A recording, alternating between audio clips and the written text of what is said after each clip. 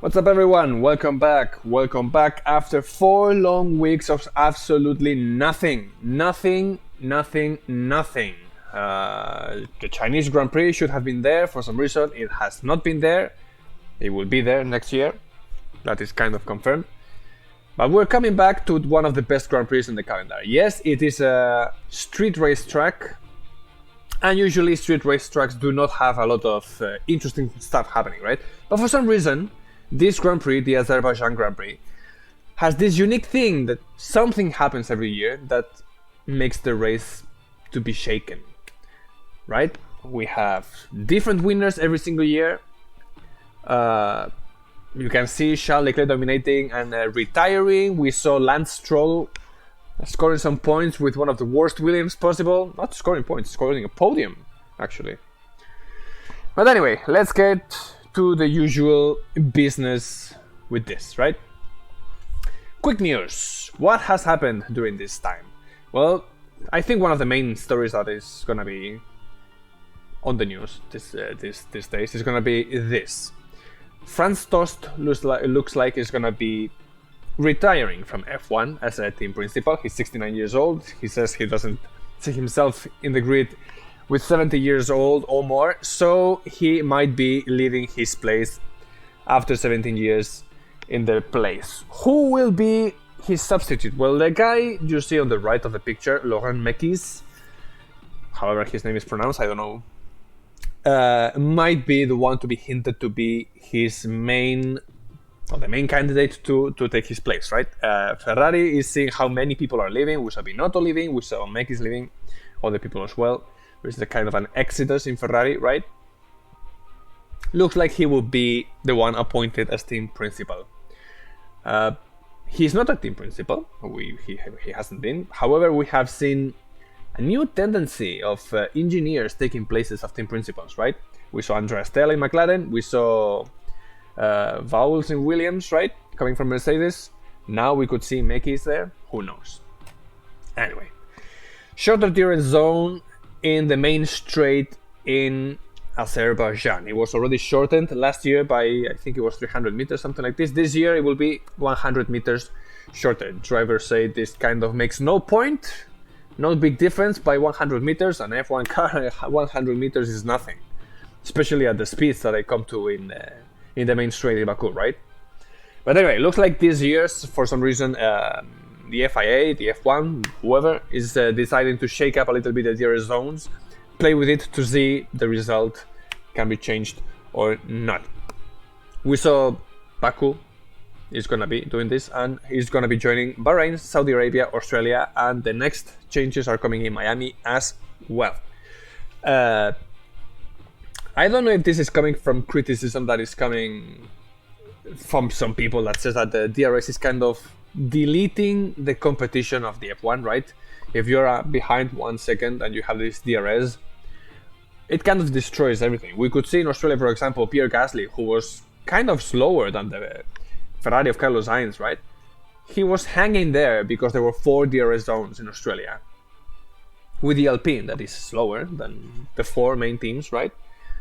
He was able to be there because he had the 4 DRS zones to hang in there. So anyway, let's see how that goes. Drivers, again, are kind of wanting to sit down with the FIA to discuss what is going on. What the hell is going on with the F1, right? They're kind of sick and tired of having so much inconsistency every single weekend. One Grand Prix, things are going this way. The next Grand Prix, it can be completely something else. And they are unhappy, and mainly they are confused. They don't understand, for example, what happened in Australia with the red flags and stuff. They do not understand what is going on. They want consistency, they want clarity, as do we as fans, right? What happened in Australia was an atrocity. Should not happen again, just because somebody in the control room wants to have fun on the weekend, right? Those red flags and stuff, when usually before with Charlie Whiting, for example, would be just a safety car.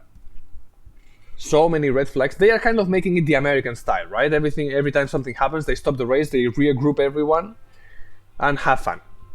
And especially, this is only my theory, they were trying to test what would happen if you remove the tire warming blankets, which is the idea of Domenicali and the F1 technical people, right? To remove the warming blankets so that the tires are cold at the start of the race.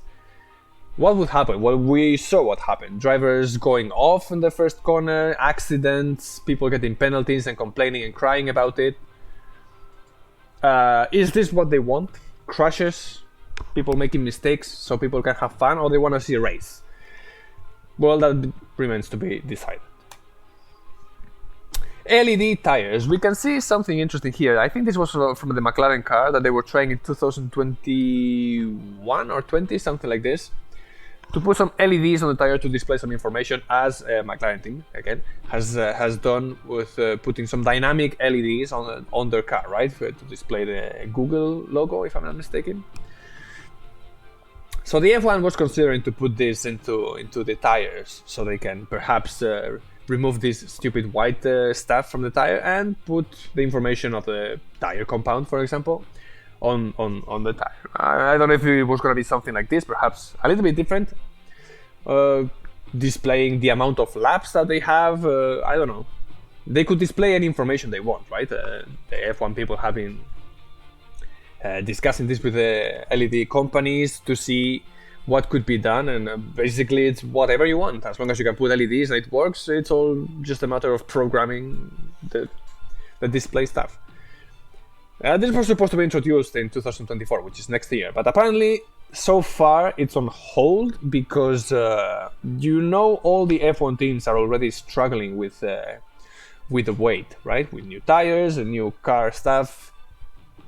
And introducing these LEDs would actually mean having like 2.5 or 3 kg more on each tire.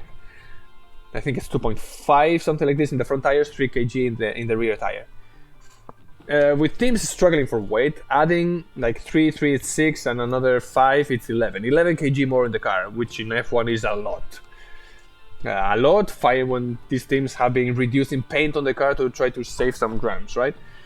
So this is a lot. For now, it's on hold. Let's see how this evolves. Technology evolves, as you know. Maybe they can make it lighter. This could be something to be studied on. Extra engine elements allowed. We have seen teams changing engine, power units, however you want to call it. Seeing that the season is already 23 races long, should have been 24. China will be there next year, so it will be 24. They might be having penalties at the end of the year. Engines break, power units break, other parts break, and they only have 3 parts, right? They can change 3 parts. Now it's gonna be 4 in order to avoid penalties, like I said, on the starting grid at the end of the season, right? If you have a big crash, for example in Baku, which is kind of expected, and you have to completely throw to the trash the whole power unit, then you might face penalties starting in the middle of the season. So yeah, now that we have 4, they can change elements of the internal combustion engine, the turbo, MGU, H and K. And it's only going to be for this season, apparently. We will see what will happen in 2024, if this is going to be maintained or not.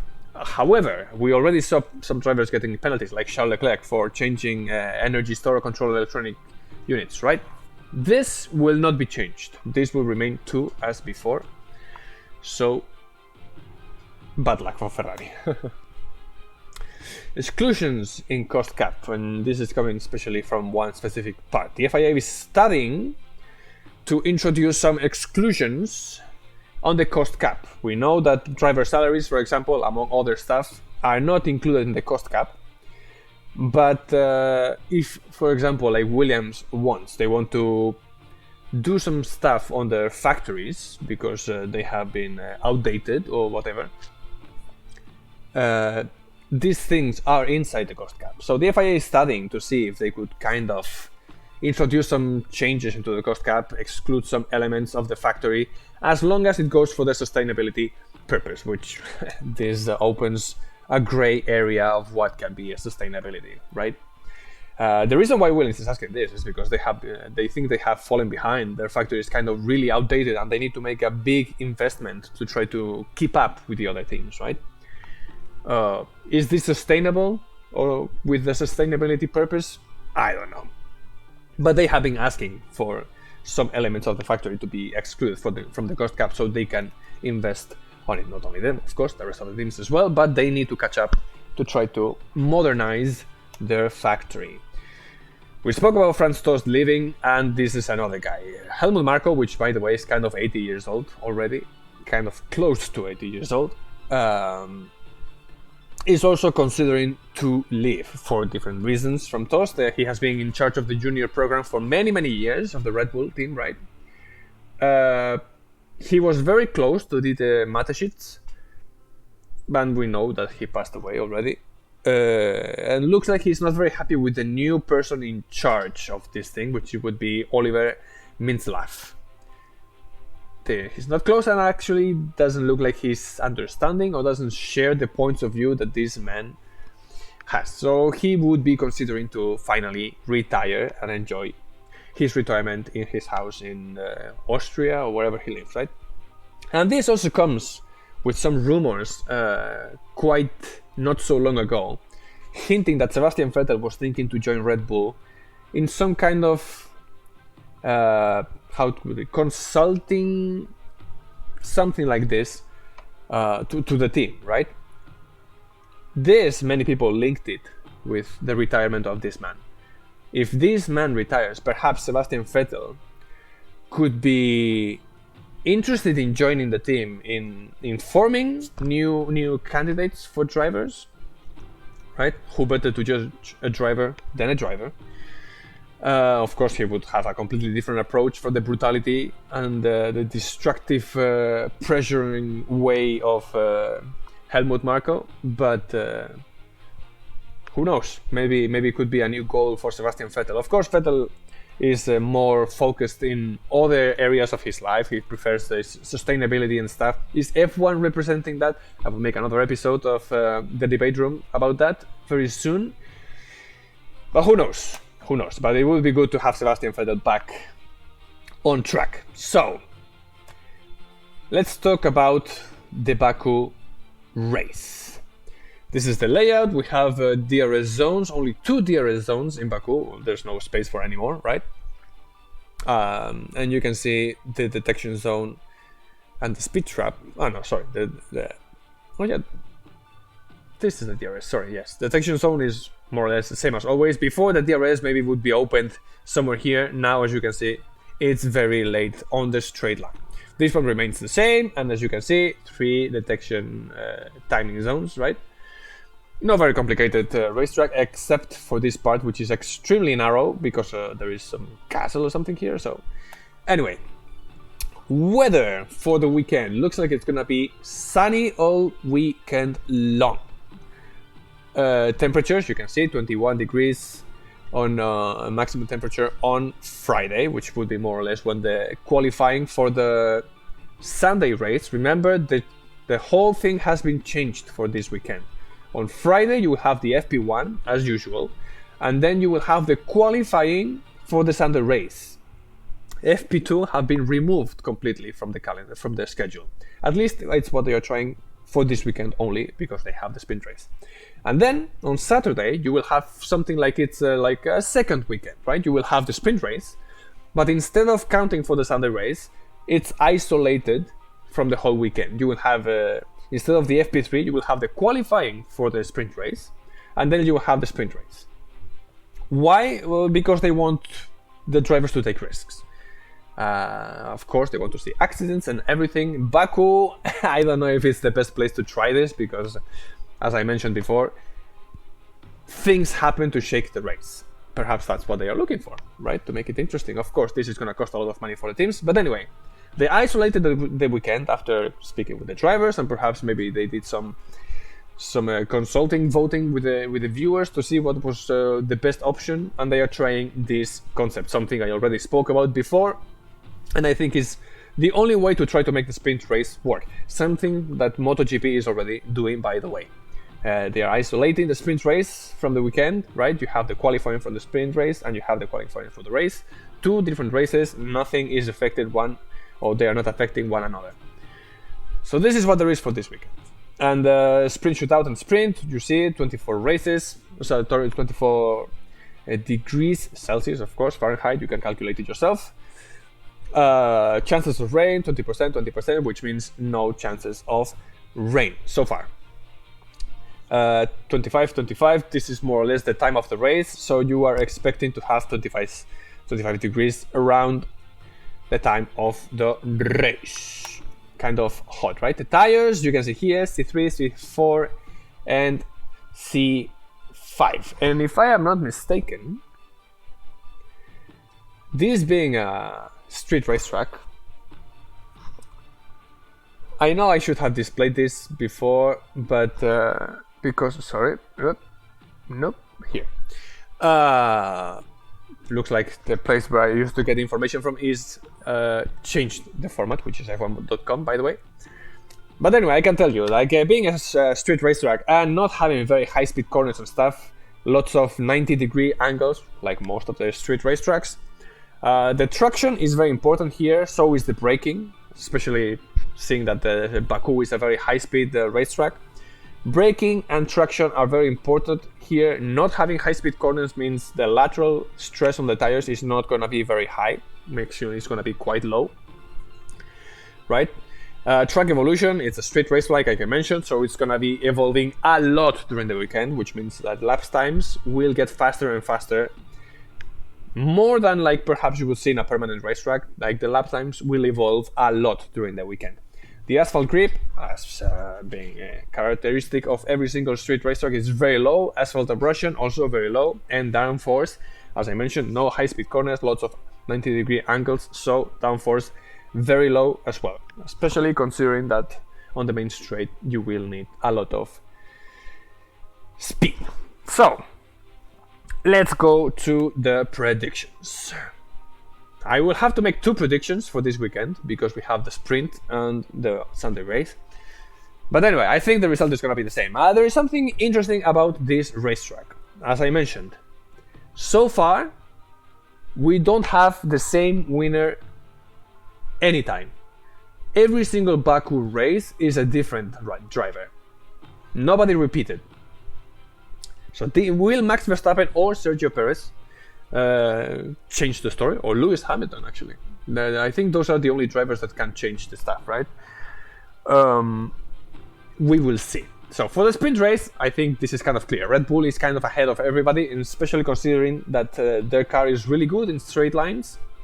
And with the DRS, they say that they have the best DRS of the whole grid.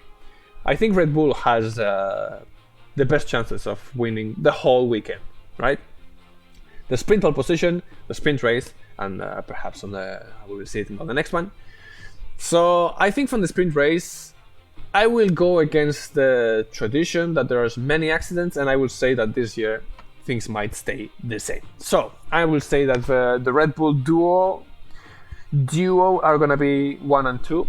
Sergio Perez looks like he likes this racetrack, so he might be there this time, challenging Max Verstappen, perhaps.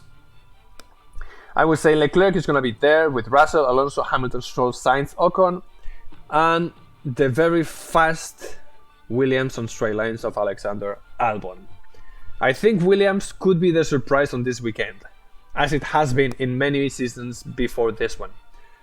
They have something that makes them go really quick in this racetrack. And Alexander Albon, in races where the speed on the straight line has been very important, has been there. So I think Alexander Albon might be the chosen one. If there are accidents, something happening with these people over here, Albon might be climbing up.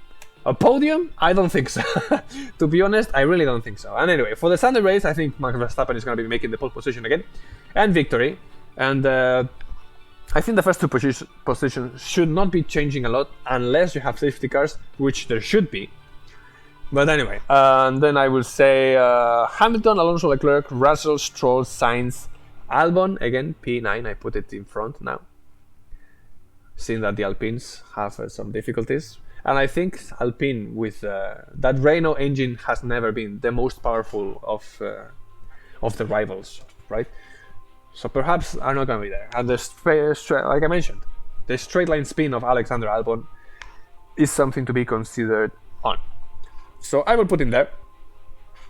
And seeing especially how in Australia he was kind of fighting with the Aston Martins and stuff. I don't know if he could have hung there, but he's there. And I think in this racetrack he's gonna be the big surprise. And again, if one of these people make a mistake, Alexander Albon is gonna claim positions. That is my prediction. Check the Williams of Alexander Albon. I don't think Logan Sargent is gonna be doing miracles, but Alexander Albon might. And Nico Hülkenberg, I put it there, basing on the performance that he had in Australia and also in Baku.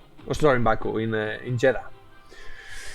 So this is the prediction for the weekend. Let's see how much I can guess. I don't think this is gonna be the order, mainly because usually something happens to the main teams. We saw last year Ferrari having a double KO. We saw Max Verstappen having a flat tire. We saw Lewis Hamilton making mistakes on restarts. I mean, things happen on this racetrack. This is one of the best racetracks, along with Spa, of the calendar. So let's see. I really don't think this is going to be like this, especially the sprint race, where they are expecting people to take risks, or drivers to take risks. Let's see how things get, if there are accidents or not. If there are accidents, it's going to be a very interesting Grand Prix. Especially because this means that if the pit lane is open and you have the gap or whatever, or if you don't have the gap and you see your rivals are staying on track and you perhaps go for a faster tire, let's see. I mean, I really look forward to this Grand Prix. And let's go, as per usual, to the quiz. I mentioned every year there has been a different winner. So the question is, how many different winners has there been in Baku? If you know when the Grand Prix started, you should know the answer to this. Or not, considering that there was this COVID stuff, right? So has there been 3, 4, 5, 6, or 7 different winners in Baku? If you know it, leave the things on the comments as per usual, and see you after the races.